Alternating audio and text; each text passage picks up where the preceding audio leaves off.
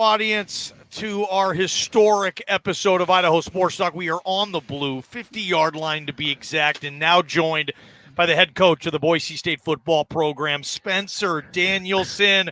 Big news today, Coach. Welcome, and holy smokes, this program 2 years from now is going to join a new conference, the Pac-12. Just sum this up. What's going through your head right now, Coach? Well, first off, sit on the blue with you two, man. This is a dream come true for me. I can promise you that. This is the best seat in the house. 50-yard line with Johnny and Prater. I mean, no place I'd rather be than right here. But at 5 o'clock, we're going to give a long list of thank yous for people that helped make this happen. But thanks for the bye week, scheduling the bye week, and canceling practice so we can be on the blue today. Anything for you guys. We will move heaven and earth for you two. There's no question. But no, it's been an awesome day. And I mean, Jeremiah, Dr. Trump, working their tails off to get this done, to push us forward for the years to come. I mean, Bronco Nation deserves this. Our student athletes deserve this. And it just shows how bright the future is. And Boise State football, Boise State athletics has been on the rise for years. And finally be able to get to where we are now and even continue to push forward. Like JD talks about all the time, what's next? And that's exciting. You see that from our community. You see that from our administration. And that's, a testament to JD, Dr. Trump, and everybody involved in it. So we're fired up. The Pac-12. I mean, I would imagine you and Ethan, you guys grew up yeah. Pac-12 kids. I mean, this is special for you as just a football guy. You grew up loving this league, right? Well, first off, I know you like my brother way more than me, Johnny, and that kind of hurts my heart a little bit. But that makes two of us. I'm surrounded by two Ethan lovers. Actually, let's make it third. That's my favorite guy in the world, too. So let's just give a shout out to Ethan real quick. Yeah. But no, I mean, as a San Diego kid, grew up watching, at that point, Pac-10 games to Pac-12 games, and obviously watching Boise State on the blue and seeing all the different, college football. We talk, the past 6 years, so much has happened in college football, from conference realignment to transfer portal, and a lot of different things have affected college football. And so Boise State consistently being successful, continually pushing forward, and able to have this opportunity. I'm so excited for the future of Boise State athletics, Boise State football. And like I said, I mean, cannot give more credit and shout outs to JD, Dr. Trump, making this happen, pushing forward to the unknown. I mean, it's a huge deal. Coach, I know it's in 2026 and you're trying to win a football game in 10 days, but stay with us here for a couple of seconds and then we'll turn the page. One thing that I think it has to be really cool for you is one thing that I think really is missing from the Boise State football family is rivalries, regional rivalries. And I was criticizing on the air yesterday, this sneaky dude, Jeremiah, about losing Oregon State and Washington State on future schedules because you guys have scheduled some games. And here, lo and behold, they're on your schedule every now.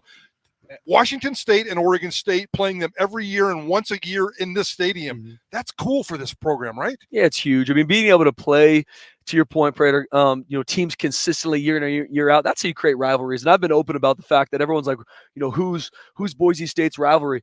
We don't really have one because we know every single week we're going to get their team's best, they're going to get our best. And we've been able to play a lot of teams over the years. So I think every time we play a team, there's a rivalry, but especially when you play someone consistently.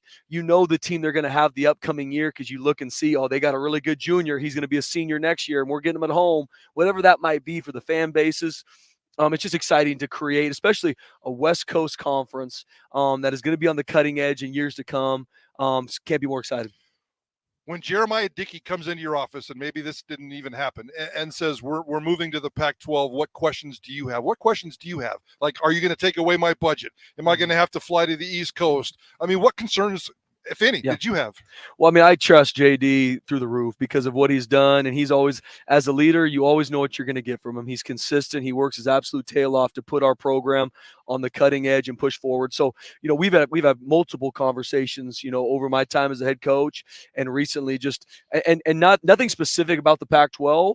But just, hey, I always know and trust JD that he's on the cutting edge to push our football program to be exactly where it needs to be in years to come. So I trust him. So we met as head coaches last night, and JD told us the news.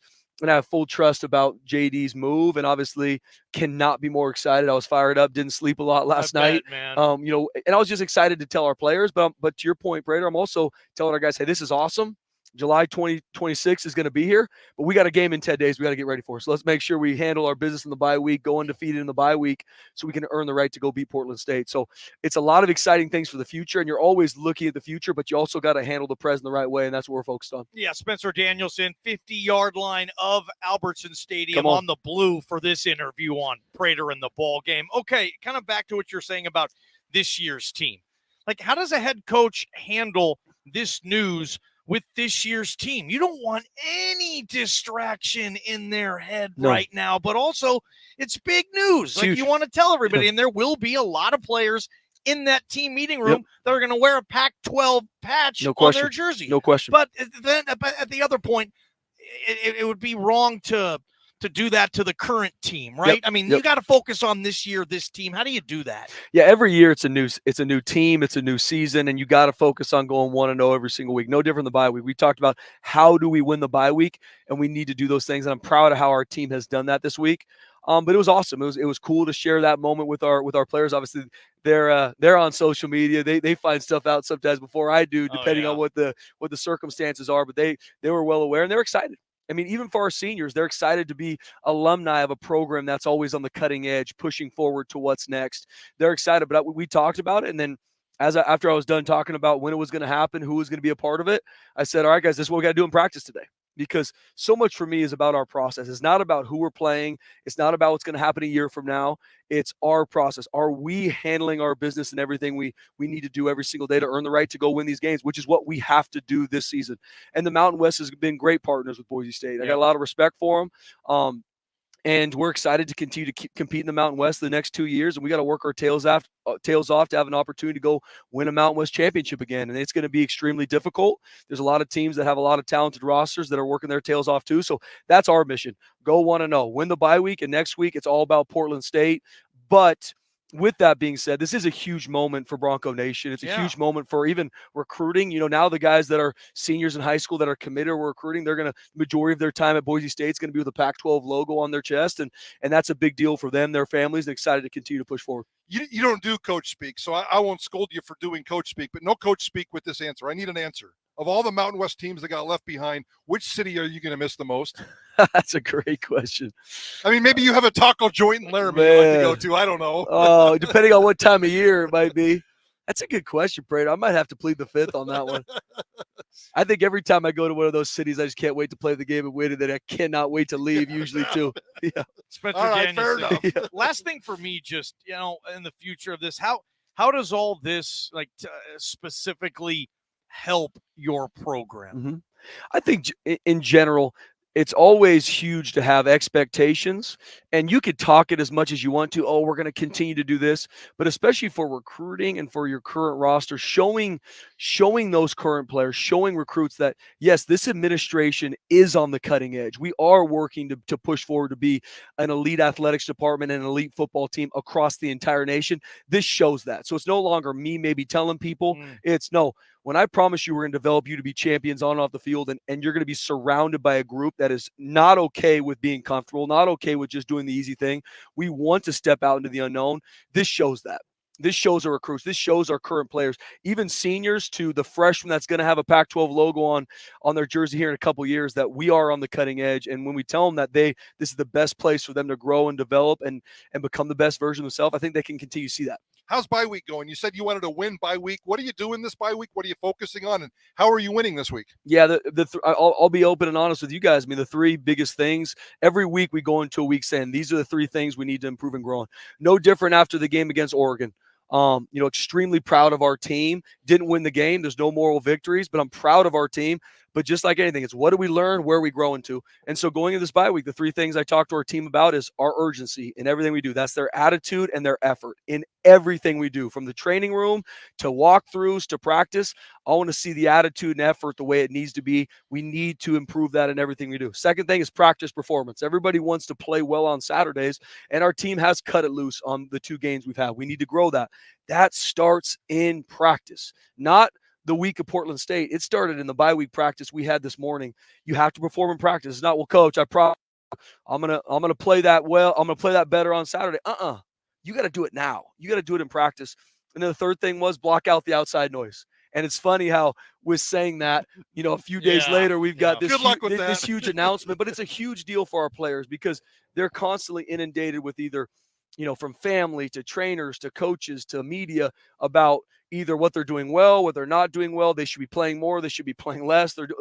And it's like, guys, that does not matter. What matters is what you control, your urgency and performing in practice. And so that's the message. And I'm proud of our team, and I believe we took a big step this week in that, and we're going to continue to grow. We're coming back tomorrow as long as they have us back tomorrow. And today, obviously, we're focusing on the Pac-12. Tomorrow, we're going to focus on the blue turf, the 38th anniversary of the first ever game on the blue turf. What do you remember about the first time you saw the blue turf, stepped on the blue turf? And just from your perspective, because I know you're going to go deep into this, what makes the blue turf so special? Yeah, it's a great question, Prater. The first game I played on the blue was first home game of the 2017 season. We played Troy at home. And I remember the first practice that I walked out on this blue field. It was spring ball. It was ice on the blue. And I remember just standing out in front of that tunnel, like almost out of breath, just, took my breath away because just how, I grew up watching games on the blue, grew up watching this team compete and win games on the blue and the tradition that has been built into this place. And so having the first practice was just it was surreal for me. And I got to snap out of it and go run and grab some cones or something, right? And get rolling. But it was a huge moment. And then I'll never forget walking on that blue to play Troy, packed home game. It was a afternoon game. So sun was out. And I'll never forget it. And I remember telling coaches, even since that we're hiring that have not been on the blue, I'm like, guys, there's no better place to play college football in the country than right here at Albertson Stadium on the blue. And it's different. I mean, this place packs out no matter if it's at 10 a.m. or 8 p.m. kick. Bronco Nation is so supportive. They love their football team. They're about their football team. They want to see this team successful in all facets, and that matters to you. When you walk down the street, the team, people aren't like, hey, coach, how's the team? They're going to be like, coach, I'm going to tell you exactly how the team's doing because I watch everything they do, and you need to be better on third down, right? And I love that. I love being a part of a community that loves their team, that supports their team, that knows their players, and it's no different when you walk on this blue, man. It's so special, and it's the same for me every single time. Even when we have practices or scrimmages on this blue, when I walk out and I give Butch a couple of fist bumps to go to practice, I don't take anything for granted, and I hope our players don't either, because there's no better setting in college football. Oh, Butch, that's that son of a gun. Coach, it's been fun. Thank you for, if you had any say in allowing us to broadcast. It was all me, Johnny. So thank you. You were a warm-up act for Bob Beeler and and Jeremiah Dickey. No question. Appreciate I'm a your pinch time. hitter here. Yeah. We'll let you get back to the bye week, and thanks for your thoughts and great stuff, Appreciate you Coach. guys. God bless you guys. Thank you. Bob Beeler, Bronco Focus, coming up on Idaho Sports Talk. Bronco Focus is next.